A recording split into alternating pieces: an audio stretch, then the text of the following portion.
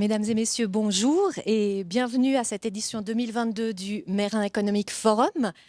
J'ai le plaisir d'accueillir cet après-midi deux intervenants pour parler des métiers de la construction en lien avec la transition énergétique. On le sait aujourd'hui, relever les défis de la transition écologique ou énergétique va demander une augmentation significative du nombre d'employés dans ces corps de métier. Est-ce qu'on est prêt ? Est-ce qu'il y a des obstacles à franchir et est-ce qu'on va savoir les franchir ? Et est-ce qu'on va être en mesure de relever ces défis ? Donc nos deux intervenants vont nous partager leur expérience et puis à la suite de leur intervention, on pourra entamer le dialogue. Donc j'ai le plaisir de vous présenter Monsieur Didier Saxo, qui est, alors attention, président-directeur général de Stucker SA, une entreprise générale de chauffage. Il est président de l'AGCV Suisse, donc l'Association genevoise des entreprises de chauffage et de ventilation. Il est également président du Centre de formation des apprentis installateurs en chauffage. Monsieur Saxo est issu d'une formation technique dans le chauffage et il est aujourd'hui très investi dans la formation et la sensibilisation aux enjeux liés à la transition énergétique. Et à côté de lui, Philippe Massonnet, qui est directeur général de PMV Group, qui comprend donc plusieurs sociétés actives dans la technique du bâtiment et la transition énergétique, dont l'entreprise Savoie SA. Il est également président d'EIT Genève, l'association représentative de la branche électrique, et vice-président de la Fédération genevoise des métiers du bâtiment, la FMB. Monsieur Massonnet, vous êtes ingénieur HES de formation et par votre formation et votre métier, vous êtes conscient du rôle essentiel de l'industrie de la construction, dont les métiers liés à l'électricité, dans la mise en œuvre à Genève de la transition énergétique. Je vous donne la parole. Lequel de vous deux se lance ? J'y vais. Merci, bonjour à tous. Alors au premier menu de notre intervention, une petite présentation de la MBG. La MBG, c'est les métiers techniques du bâtiment qui sont situés à Eugène-Pitard, qui regroupent 5 associations très importantes: les électriciens, les chauffagistes, les sanitaires et ferblantiers, ainsi que la construction métallique et les ramoneurs, qui font aussi partie de notre association. C'est vrai qu'au fil des années, nos métiers sont montés en puissance et ont obtenu beaucoup plus de visibilité au niveau du public et du canton de Genève, parce que la transition énergétique est importante, on en parle beaucoup, et ces métiers qui étaient des fois un petit peu cachés jusqu'à présent, on était dans les sous-sols des bâtiments, qu'ce soit pour faire de l'électricité, du chauffage ou du sanitaire.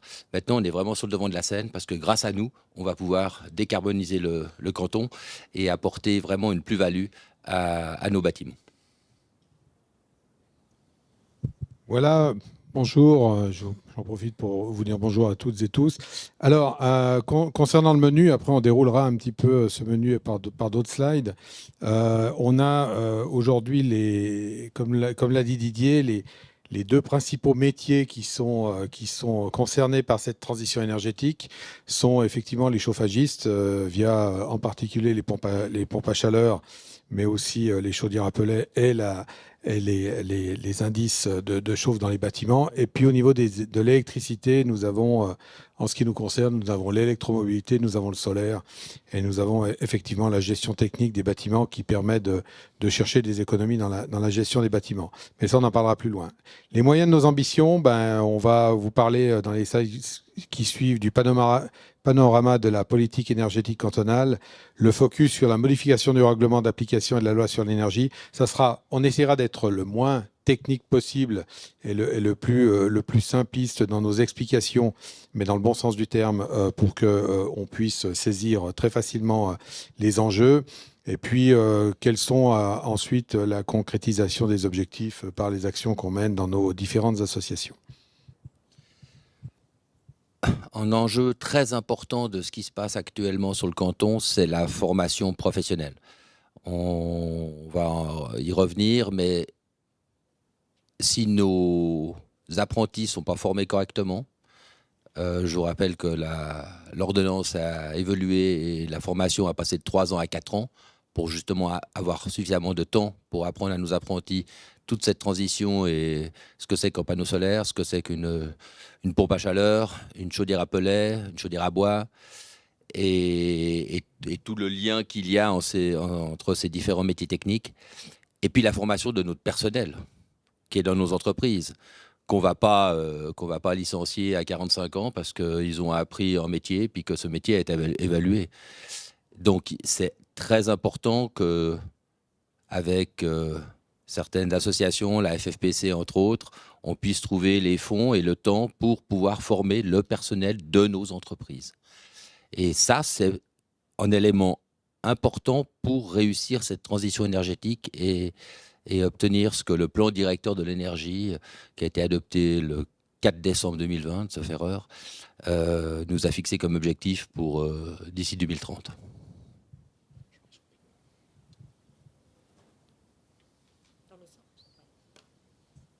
Pourtant, vous me l'aviez dit que c'était dans l'autre sens.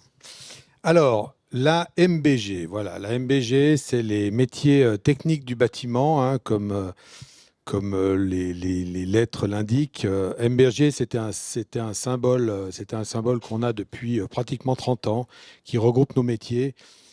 Et en fait, c'était au départ les métiers de la métallurgie du bâtiment. On les a appelés métiers techniques parce qu'aujourd'hui, la métallurgie, c'est clairement quelque chose qui n'est plus d'actualité pour nos métiers.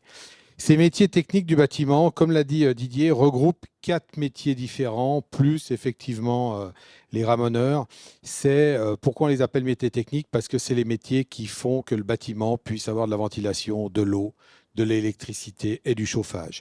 Ces métiers sont tous regroupés à la MBG, de laquelle on discute pour que vous ayez une explication sur l'environnement de notre groupement MBG. On discute au sein de nos associations de toutes les conventions collectives de travail. On est en relation paritaire avec les syndicats. Tout ce qui touche au contrat de travail, tout ce qui touche à la formation de nos employés, tout ce qui touche à l'évolution de nos métiers et puis à la veille technologique des différentes ordonnances sur la formation sont discutés, sont travaillés, sont étudiés au sein de la MBG.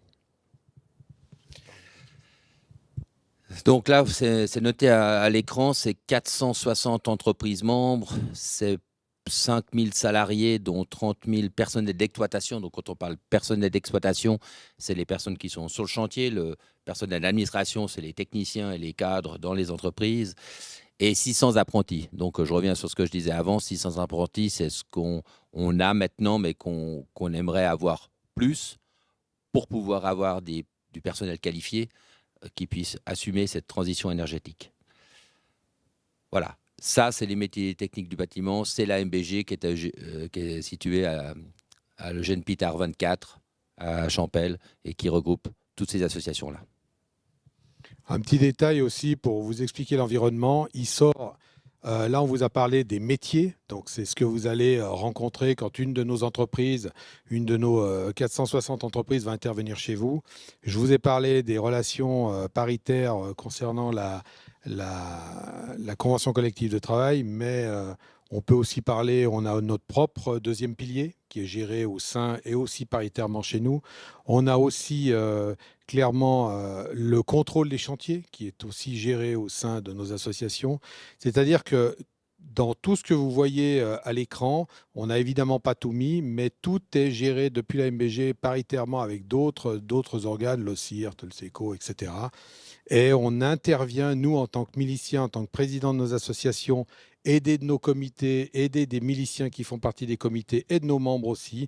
On a la responsabilité de A à Z du bien-être de nos employés, de la manière dont on les paye, de la manière dont on doit les traiter, du travail au noir, de la retraite anticipée, etc. Donc cette institution est gérée, la MBG est gérée par une société anonyme d'une 30aine de personnes qui est responsable de tout de toutes ces institutions et de toute cette manière qu'on a dans nos métiers d'être complètement cohérents avec nous-mêmes. Parce que vous imaginez bien que de faire collaborer 4 métiers et puis de les développer pour pouvoir répondre à une transition énergétique, mais on a répondu à bien d'autres défis avant.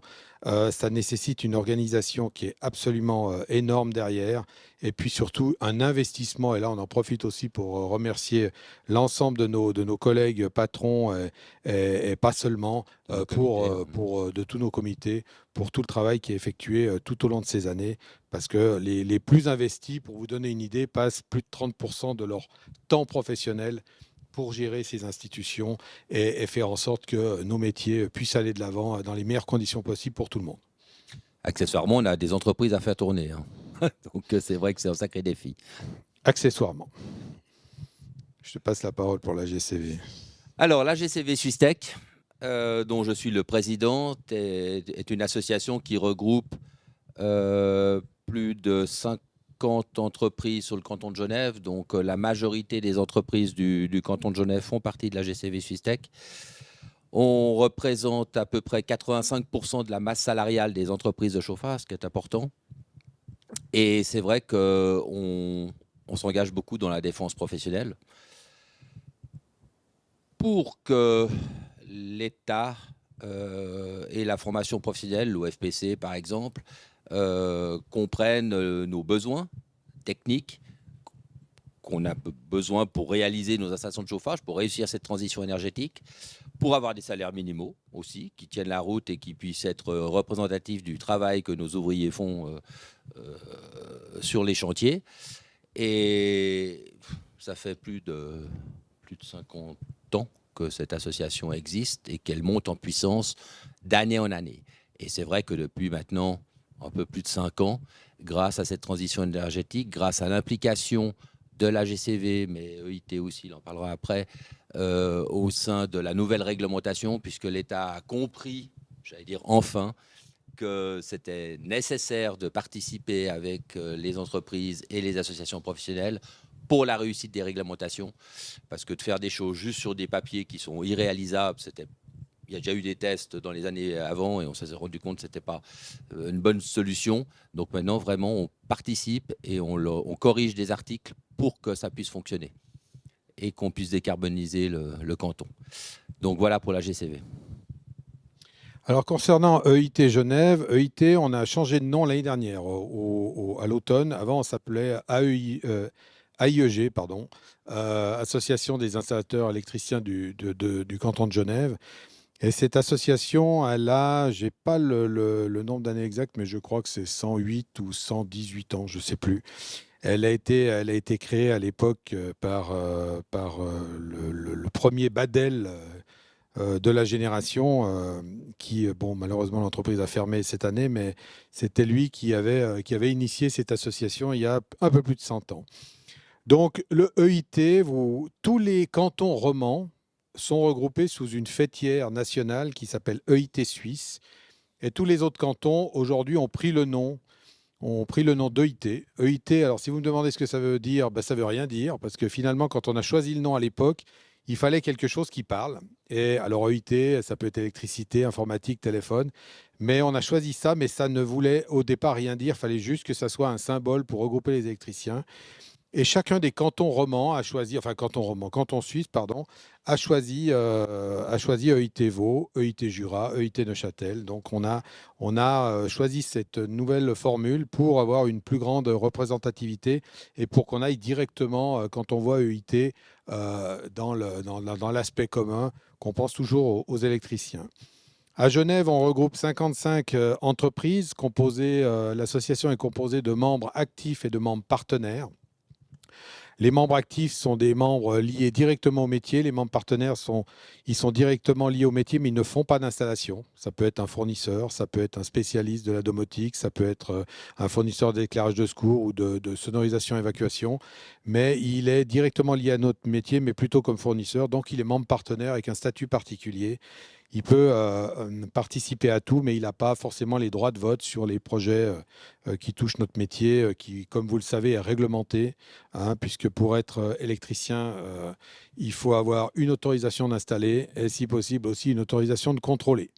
Donc, si jamais vous faites appel à des électriciens sur la place ou pour vos installations, vérifiez déjà ce premier point, il est vital. Nous avons 751 personnels d'exploitation, donc c'est les personnes qu'on retrouve sur les chantiers. Et nous avons une deuxième association sur Genève qui regroupe à peu près le même nombre de personnes, qui s'appelle l'UJ. Ce qui fait qu'à Genève, vous avez à peu près regroupé sous les associations professionnelles, vous avez environ 1900, 1800, 1900 électriciens, sachant que vous avez quelques dizaines de micro, moyennes, très très petites entreprises jusqu'à 10-15 personnes qui représentent plusieurs dizaines d'entreprises sur le canton. Donc, on est aux environs de 200 entreprises d'électricité sur le canton. Mais l'immense majorité est regroupée au sein des associations professionnelles qui elles-mêmes gèrent aussi, puisque Didier vous en a parlé après sur la formation, il y a 450 apprentis électriciens sur les 4 ans que représentent les années de CFC qui sont regroupés dans notre centre de formation actuellement. Donc, on a, contrairement à d'autres métiers, la chance d'avoir un très beau succès au niveau de nos apprentis et la relève. Il faut quand même savoir que la formation, c'est l'essentiel de nos métiers, hein, de transmettre. Il faut savoir que beaucoup de jeunes qui font des CFC aujourd'hui, en tout cas une partie non négligeable, c'est pour rentrer ou chez les pompiers ou à l'aéroport ou à l'hôpital. Donc on perd quand même régulièrement des gens à la fin de l'apprentissage parce qu'ils rentrent, vu qu'ils ont un CFC, que le CFC est un peu le Graal pour rentrer à d'autres endroits. Malheureusement pour nous, on essaye de garder tout le monde, mais quelque part, on forme des gens pour qu'ils nous quittent dans la foulée. Mais pour l'instant, la relève, on arrive quand même à l'avoir pour la suite. Disons, je vais finir par comprendre. Voilà.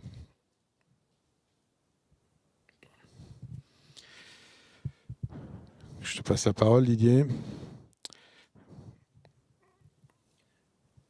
Alors, je vais sauter quelques points de où en est-on, parce qu'on a déjà parlé de l'écosystème de la MBG, et de ce que c'était, et la GCV et EIT.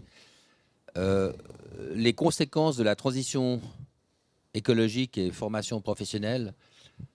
Donc, à ce niveau-là, c'est vrai qu'on a un sacré défi et une responsabilité en tant qu'entrepreneur et président d'association pour qu'au fil des années, on augmente. Personnellement, je l'ai fixé pour le chauffage. C'est vrai que ce n'est pas la même chose pour l'électricité, puisqu'ils ont beaucoup d'apprentis. Mais il faut que j'augmente à peu près de 40% le nombre d'apprentis actuellement sur le canton de Genève pour que dans 5 ou 6 ans, on ait des employés qualifiés qui connaissent toutes les nouvelles techniques du bâtiment et du chauffage en particulier pour pouvoir assurer cette transition énergétique et réussir le PDE qui est pour 2030 et le MEPEC au niveau national pour 2050.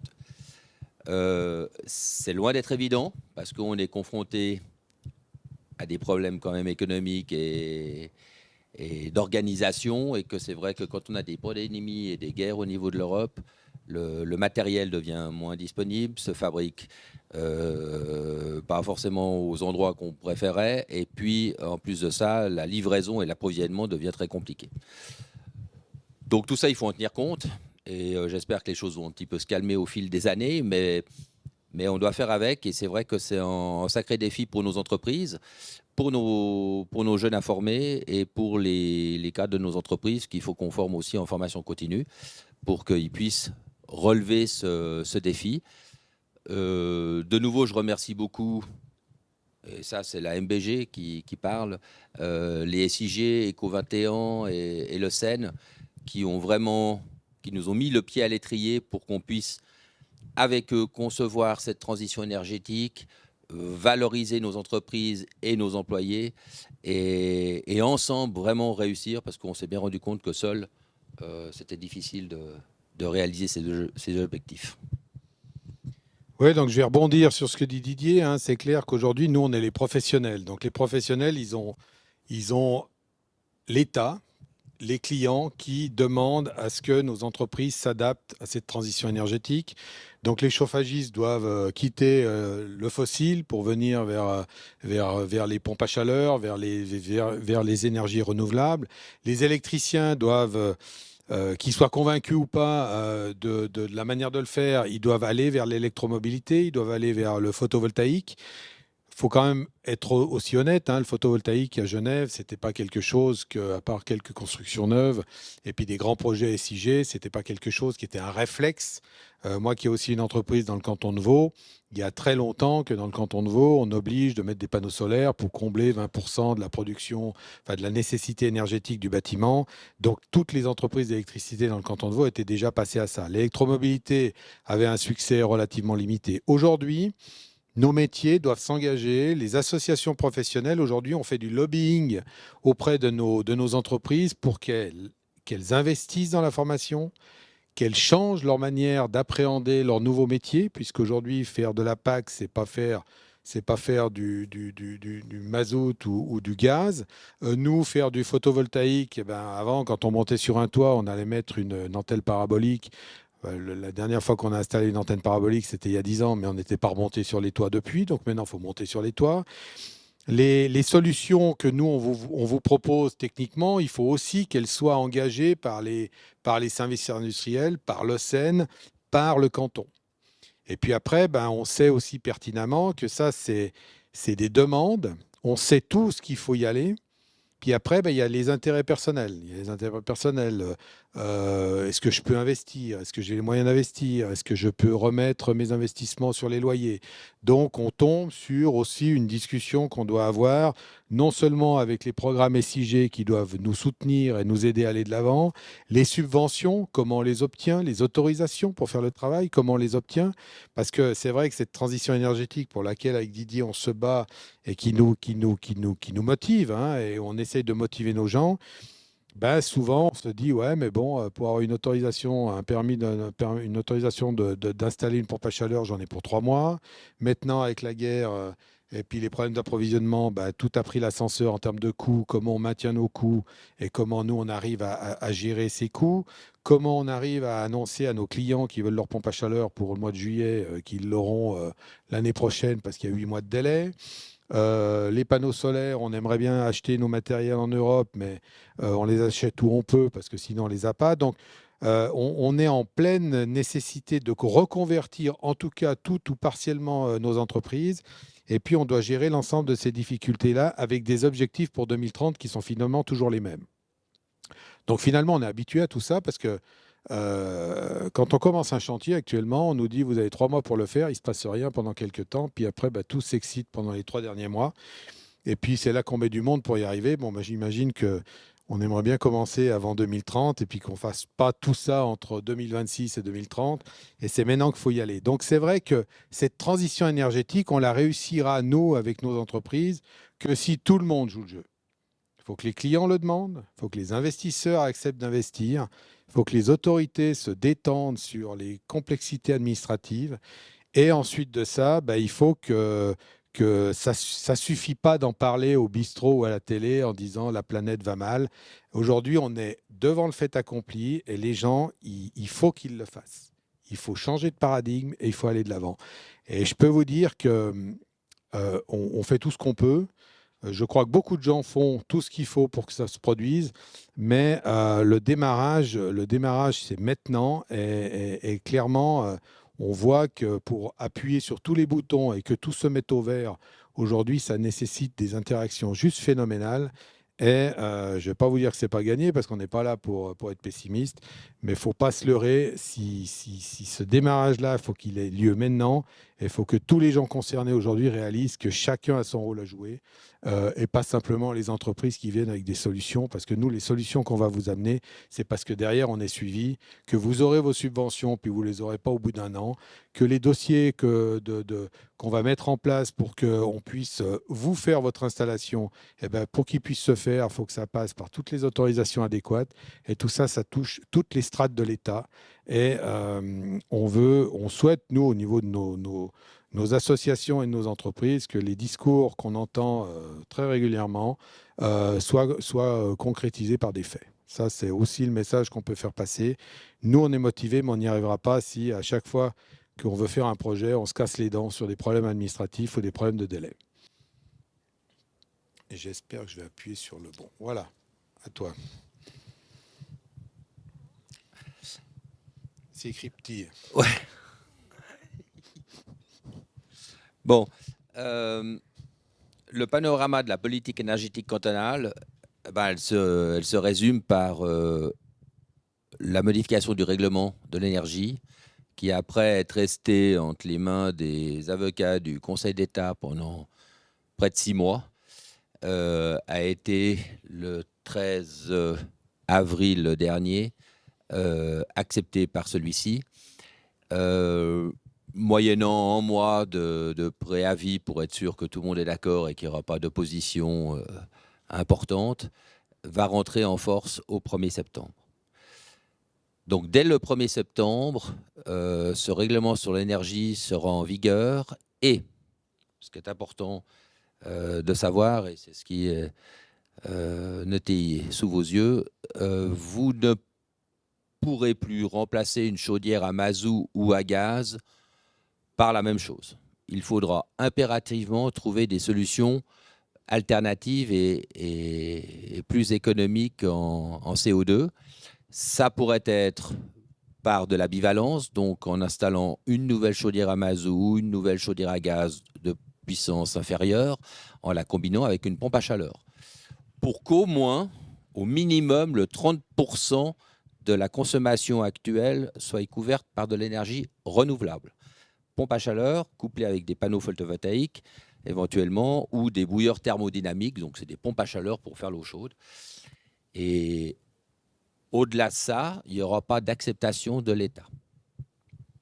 Vous pouvez aussi alors complètement enlever vos chaudières à mazout et à gaz et y mettre une pompe à chaleur, couplée, et ça je vous le recommande, avec des panneaux photovoltaïques pour absorber la consommation électrique de la pompe à chaleur.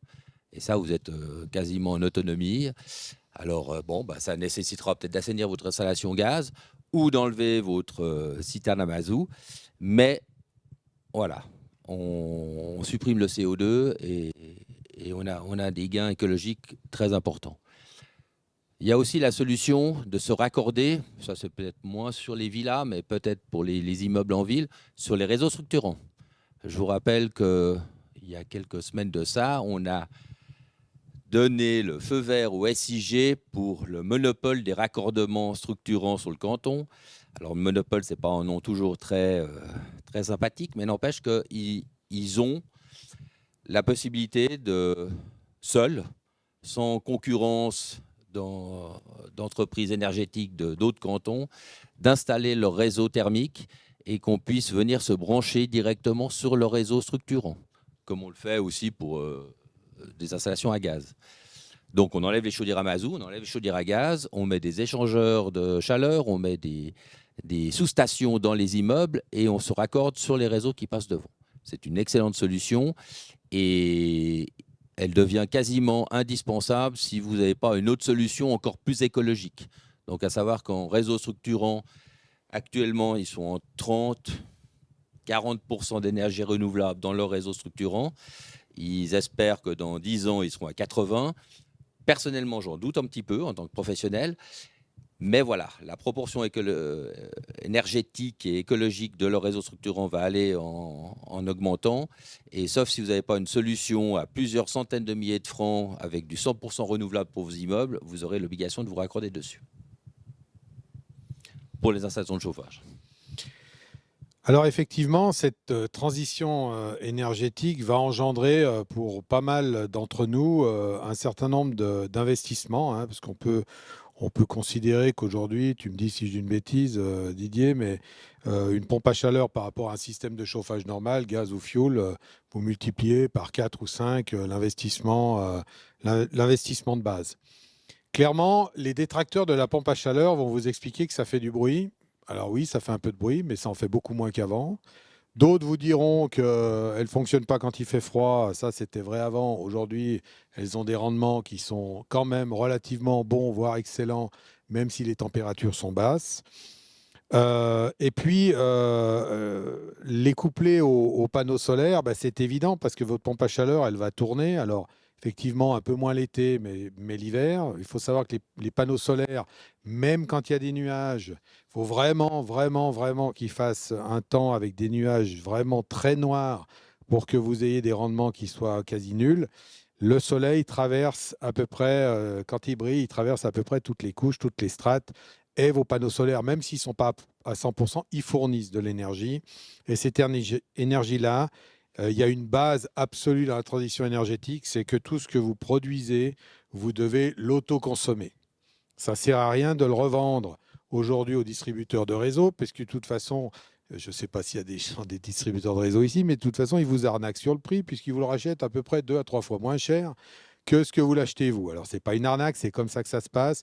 Je pense, enfin, à mon avis, ça va être, si on multiplie par 4 ou 5 la surface de panneaux solaires dans les 20 prochaines années, il va bien falloir que ceux qui sont producteurs de cette énergie puissent la revendre à un prix décent. Sinon, ça fait partie aussi de la motivation.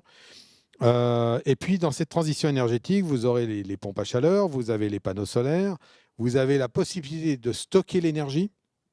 Alors, il faut savoir que stocker l'énergie, pour quelqu'un qui a de l'argent et qui peut se permettre cet investissement, ce n'est pas l'investissement le plus rentable de l'année parce qu'au vu du coût de la batterie de stockage et par rapport au prix du kilowattheure, c'est pas une réalisation financière de tout premier ordre. Mais après, pour celui qui aurait la fibre de pouvoir récupérer une partie de son énergie produite la journée pour qu'elle fonctionne 1 heure, 2 heures, 3 heures ou 4 heures le soir pour faire fonctionner une partie de son installation, eh ben, c'est toujours ça de prix. Vous multipliez ça par le nombre de villas et vous aurez quand même toute cette énergie-là qui n'est pas tirée d'une centrale à charbon, d'une centrale nucléaire ou autre.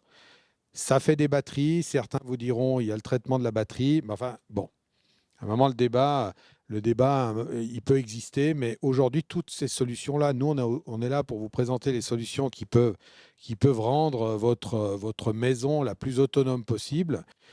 Puis après, vous avez au niveau électrique, vous avez évidemment, en plus du solaire, vous avez l'électromobilité avec les véhicules électriques. Les véhicules électriques peuvent se charger la journée avec le solaire, mais peuvent aussi utiliser l'énergie stockée dans la batterie pour recharger partiellement euh, une, euh, un véhicule. Pour donner un exemple, hein, une batterie de 9 kW, 9 à 10 kW de stockage d'énergie vaut entre 7 et 10 000 francs en fonction de l'installation. Pour charger une Tesla avec des batteries, il en faut 5. Donc, vous imaginez bien que ce n'est pas en achetant une batterie que vous allez charger une batterie vide de modèle 3. Ça serait ridicule de mettre le même prix dans des batteries dans votre garage pour recharger votre véhicule. Mais tout ça évolue. Je veux dire, ce qui aujourd'hui représente un rapport de 1, ben demain, il fera 1,2, 1,3. Ça évolue tout ça. Mais pour ceux qui ont envie de complètement utiliser à 100% la production des panneaux solaires, ils peuvent stocker l'énergie, l'utiliser. Il faut juste savoir que, effectivement, économiquement, le retour sur investissement, il sera un peu plus compliqué avec des batteries de stockage qu'autrement. Les voitures électriques, il y en aura, on en attend fois pratiquement 10 dans les prochaines années. Donc, on parle de 30 000 bornes à installer sur Genève. Il faudra bien qu'on les installe. Et il faudra bien que ces bornes soient alimentées par le réseau normal, mais aussi par du photovoltaïque, etc. Donc, la tendance, de toute façon, va dans cette direction-là. Donc, les métiers techniques comme les nôtres doivent vous faire des propositions globales. Et puis, l'État doit suivre derrière.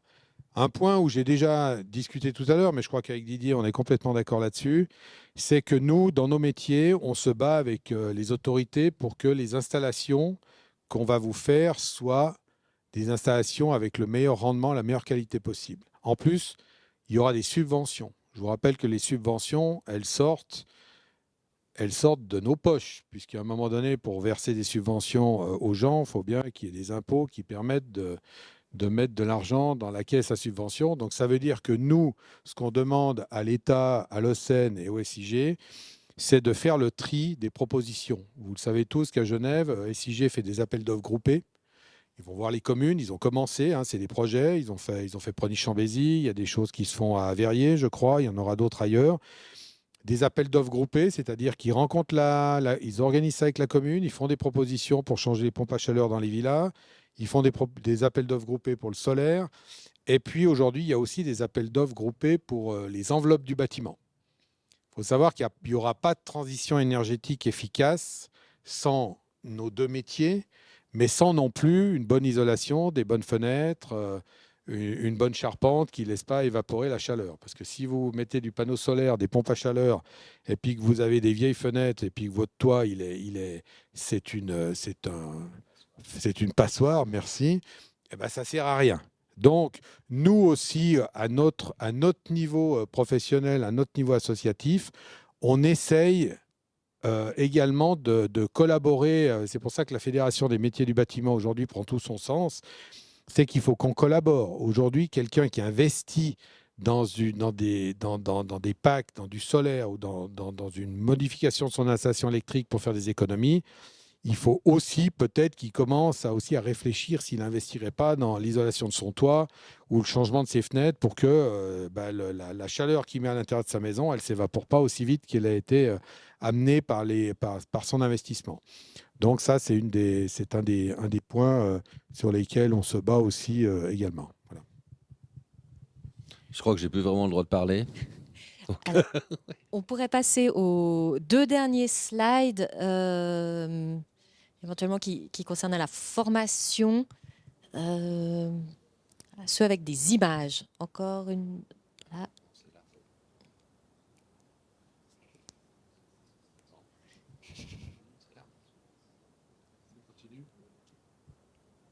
Voilà.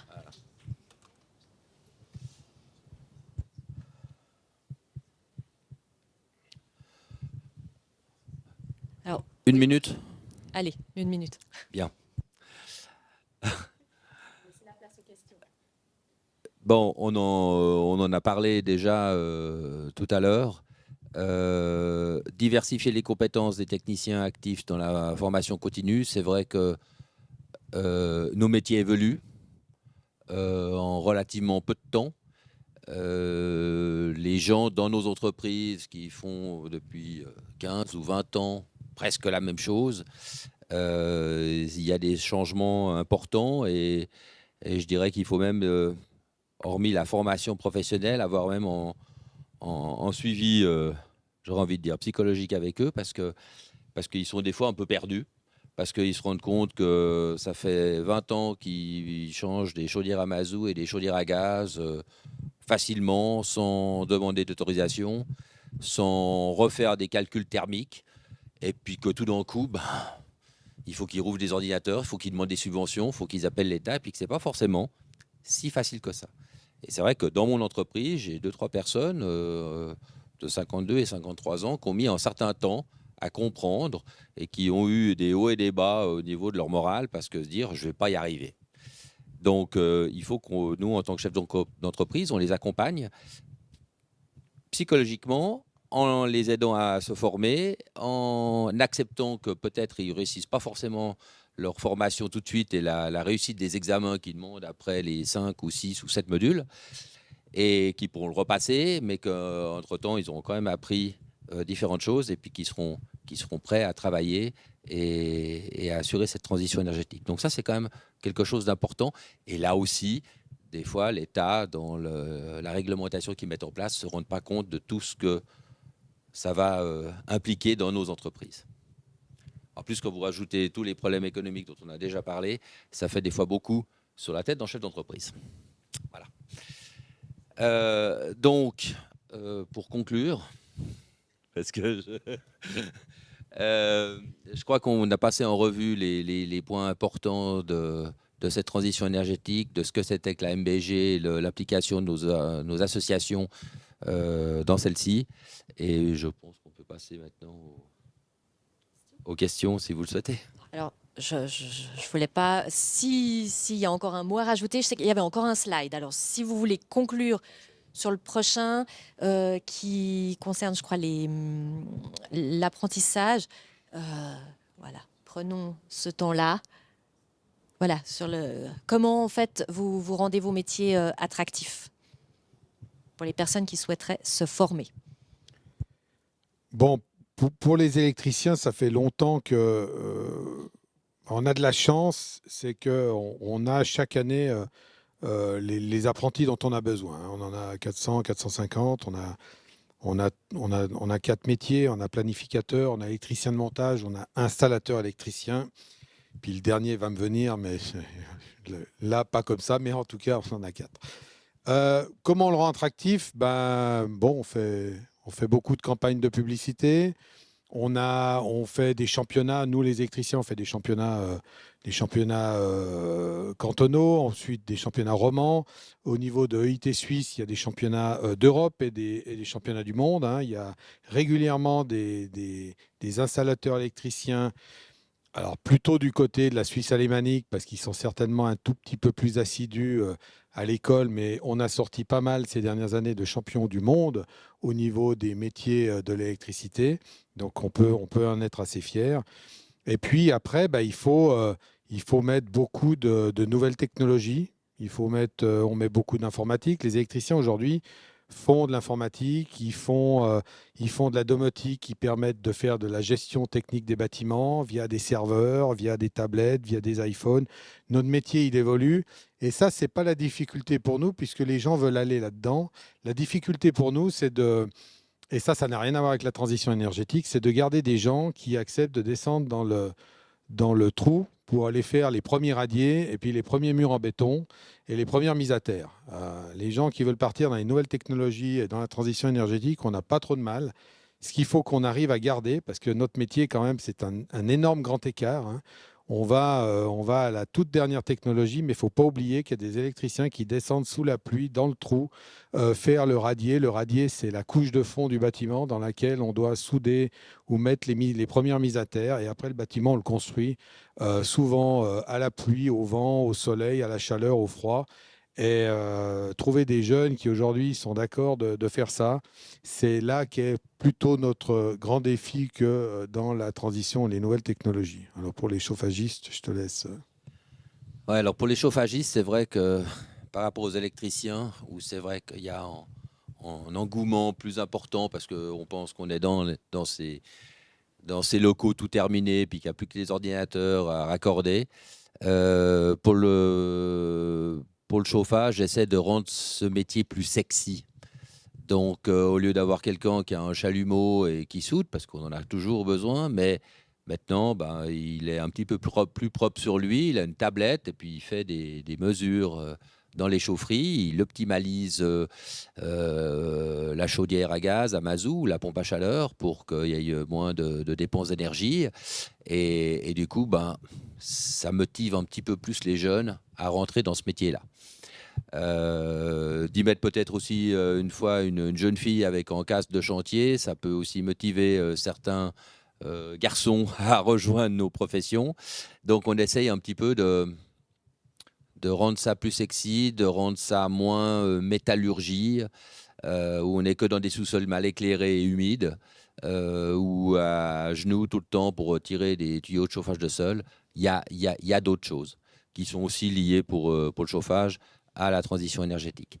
Mais c'est vrai que l'apprentissage chez nous, même s'il est bien revalorisé, mais reste quand même quelque chose des fois difficile d'accès, puis que les jeunes préfèrent encore faire une école, le CG à la sortie du cycle, ou une année de collège, même si à la fin ça va pas, mais que nos autorités sont pas toujours très enclins à vendre nos apprentissages.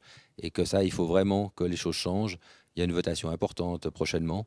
Je ne suis pas sûr que ce soit la bonne non plus, mais il faut qu'on mette ça en avant. Et tout ce qu'on vous a dit sur développer notre apprentissage pour avoir du personnel d'exploitation dans nos bâtiments pour réduire les émissions d'énergie, ça passe par l'apprentissage et pas forcément par le collège ou d'autres écoles. Merci beaucoup, messieurs. On va laisser place aux questions. Il y a des micros qui circulent à gauche, à droite. Est-ce qu'il y a une première question? Monsieur, si vous pouvez vous présenter. Oui, bonjour, Christophe Dunant, Réalise et Haute École de Gestion. Nous travaillons dans la question de la formation professionnelle des adultes et leur placement. Vous avez beaucoup parlé de jeunes et vos besoins et des perspectives qui sont tout à fait positives. Est-ce que vous avez aussi des opportunités pour des personnes qui seraient en reconversion professionnelle, qui pourraient, de par leur expérience diverses, avoir tout ou partie des compétences nécessaires, mais qu'on pourrait requalifier ou compléter comme qualification en quelques mois pour les amener vers vos entreprises? Et puis la question subsidiaire, c'est si c'était une perspective positive, est-ce que vous avez une vision du nombre d'emplois que vous allez créer aussi dans vos entreprises avec la transition? Parce que comme vous l'avez dit, le nombre d'installations a changé est absolument énorme. C'est quasiment toutes les installations qui sont à changer. Et donc, j'imagine que vous avez aussi des belles perspectives de croissance pour vos entreprises respectives. Donc, si vous devez à la fois grandir et ne pas pouvoir compter sur suffisamment d'apprentis, est-ce qu'il n'y a pas une piste ailleurs? On peut aussi penser aux gens de la migration qui arrivent, on en a encore vu pas mal ces derniers temps, qui arrivent avec des compétences, qui n'ont pas les certifications connues chez nous, mais qui savent faire des tas de choses. Et il y a peut-être, est-ce qu'il n'y a pas quelque chose à explorer dans ce domaine? Je vous remercie de votre question. Vous avez raison. En tant que président du centre de formation, j'ai des contacts avec la Fondation Pro, par exemple, et ils me proposent beaucoup d'adultes en reconversion que j'ai pris en stage, courte, longue durée. C'est vrai qu'on a quand même des métiers qui sont techniques. Ça demande quand même, c'est pas que de savoir visser un boulon, un écrou, voilà. Donc il faut quand même qu'on passe par un petit peu par de l'école, par de la formation académique spécialisée. Et à ce niveau-là, des fois, au niveau de la langue et du parler français écrit, ça peut poser certains problèmes. Même pour remplir des rapports de travail ou pour traduire des informations techniques, c'est là où je me suis souvent trouvé dans une situation un petit peu difficile avec ces gens-là. Mais oui, on est ouvert à ça. La FMB a aussi des solutions à nous apporter à métiers techniques et il n'y a aucun problème. Et volontiers, on travaille avec ces personnes de l'immigration ou autres parce qu'on a besoin de personnel et parce que souvent, ils sont motivés aussi. Parce qu'à 35 ans, quand on a déjà 2 professions derrière nous et puis qu'ils n'ont plus beaucoup de temps, il faut qu'on puisse les prendre et leur donner cette chance-là. Et souvent, on est bien récompensé.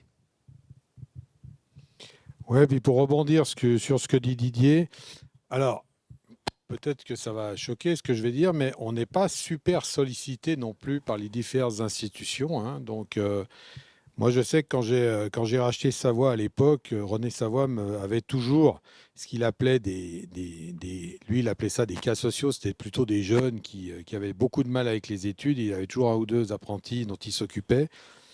Moi, je sais qu'on a eu plusieurs réfugiés syriens qui sont venus travailler chez nous. Ils ont fini l'apprentissage. Ouais, effectivement, il faut intégrer la notion de langue. Il faut intégrer.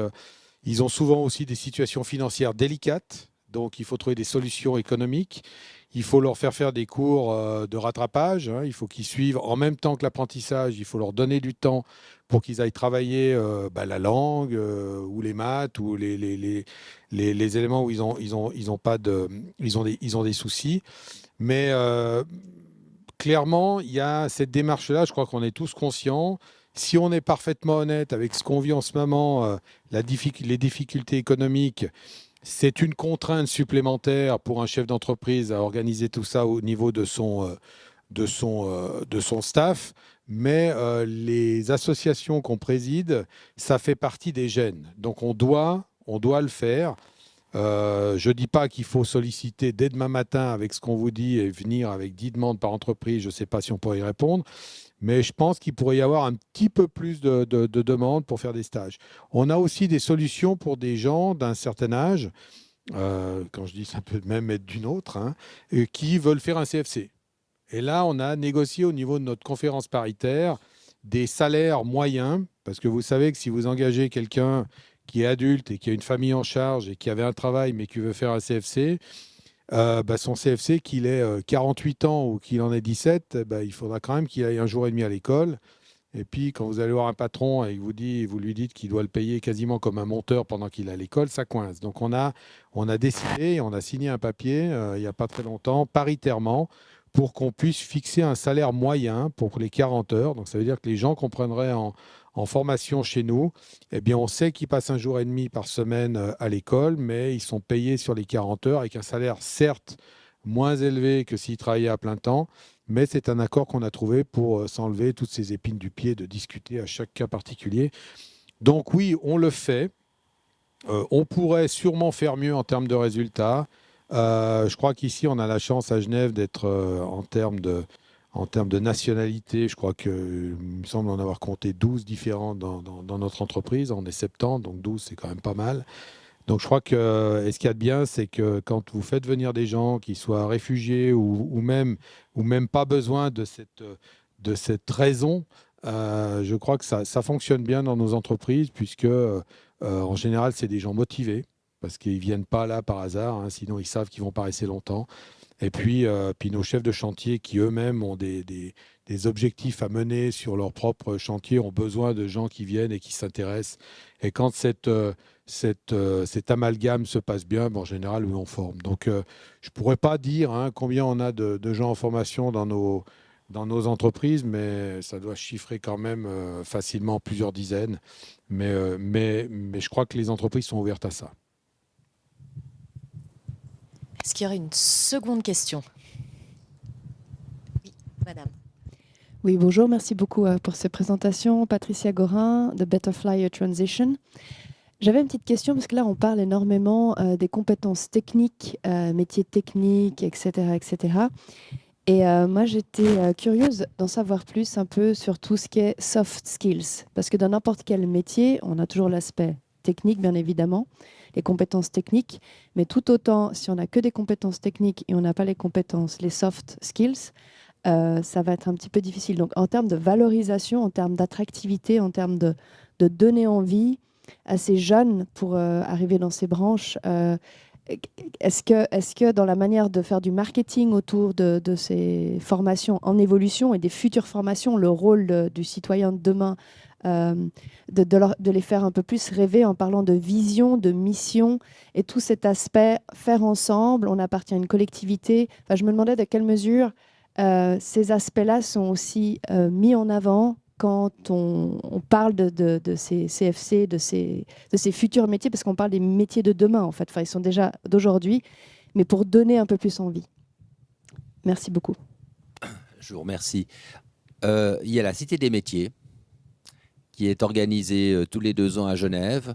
Alors, de nouveau, avec la pandémie, c'était un peu compliqué, mais ça va reprendre dès le mois de novembre de cette année. C'est quelque chose qui offre une grande visibilité pour toutes les professions, pas que les métiers techniques, et qui donne justement envie aux jeunes parce qu'on leur montre le côté un petit peu ludique des professions. Et puis, on arrive enfin à rentrer dans le cœur des cycles, maintenant, depuis 2 ans, et d'aller présenter nos métiers, les métiers d'électricité, du chauffage, du sanitaire, les métiers de la MBG, on va dire, et on fait des Zoom métiers avec le concours de l'OFPC, et ça marche assez bien, et il y a 8 cycles actuellement sur Genève qui jouent le jeu, c'est quand même pas beaucoup, mais on arrive à mobiliser une demi-journée les classes de 11e pour un petit peu leur apprendre ce que c'est que en chauffagiste, en électricien, et puis qu'il y a des choses ludiques dans ces métiers qui peuvent les intéresser, et on leur montre qu'on vient avec nos profs de centres de formation, avec les présidents de centres de formation, on leur donne des silos, on leur donne des casquettes, on leur donne 3 choses comme ça pour qu'ils s'en rappellent une fois qu'ils sont chez eux, et puis qu'ils puissent venir après passer leur test d'aptitude à la MBG, et puis s'inscrire et signer des contrats d'apprentissage. Oui, puis nous, au niveau des électriciens, on avait investi, EIT suisse, évidemment, pas le canton de Genève. On avait investi sur un SMIRMOR qui était en fait une maison. Et ce smear-morgue, c'était un petit peu à la manière de James Bond. Quand on l'ouvrait, il y a tout qui apparaissait, les panneaux solaires, la domotique, etc., la porte de garage en miniature.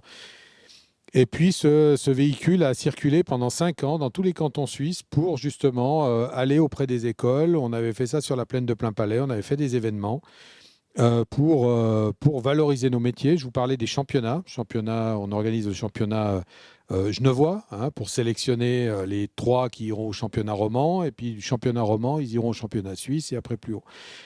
Donc, effectivement, en plus, nos fêtières ont développé une certaine forme de marketing par rapport à ça. Alors effectivement, le seul peut-être un peu point négatif de nous, des patrons, c'est qu'on reste très technique, on reste très terre à terre dans le fonctionnement.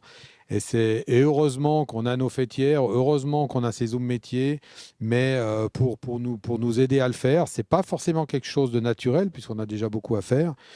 Mais un des points que Didier a soulevé tout à l'heure, il faudrait qu'on arrête de penser que d'aller faire un apprentissage, c'est parce qu'il n'y a plus d'autres solutions. Donc à partir du moment où on continuera à penser ça, eh bien, nous, on peut faire toutes les démarches qu'on veut. 8 cycles, c'est ridicule sur le nombre qui devrait nous accueillir. Et il n'y a pas très longtemps, on a fait une séance, je ne me rappelle plus où, mais c'était à la Gravière. On a passé pratiquement une partie de l'après-midi. On avait plus de profs dans la salle que d'apprentis. Donc on l'a fait parce que c'est notre job. Mais enfin bon, on aurait préféré avoir un discours qui touchait plus de jeunes. Je crois que la base de tout, c'est que quand on fait la remise des CFC à l'Arena, eh bien, et que je pense qu'on doit être à 99% de gens qui obtiennent leur CFC qui trouvent un boulot derrière, on peut alimenter l'apprentissage d'une manière un peu plus importante.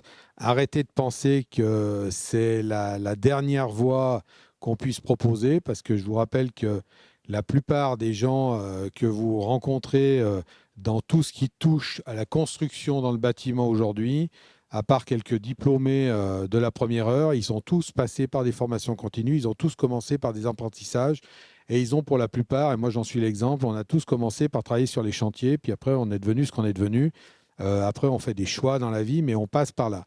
Donc oui, pour répondre à votre question, on est peut-être perfectible sur une forme de démarche de marketing par rapport à donner envie aux jeunes, mais il y a beaucoup d'efforts qui sont faits, il y a beaucoup de démarches qui sont faites. Mais on profite de cette tribune pour dire qu'on pourrait nous aider un peu plus si on ne recommandait pas un peu trop souvent à des personnes d'aller faire autre chose qu'un apprentissage. Voilà. Est-ce que votre question, elle était aussi orientée sur le savoir-être, ce qu'on attend, ce que vous attendez, vous, de vos apprentis et de votre personnel? Il y a les capacités, les compétences techniques. C'est souvent des gens qui vont être en rapport avec des clients, qui vont travailler en équipe. Quelles sont vos attentes par rapport à vos apprentis et à votre personnel en termes de savoir-être?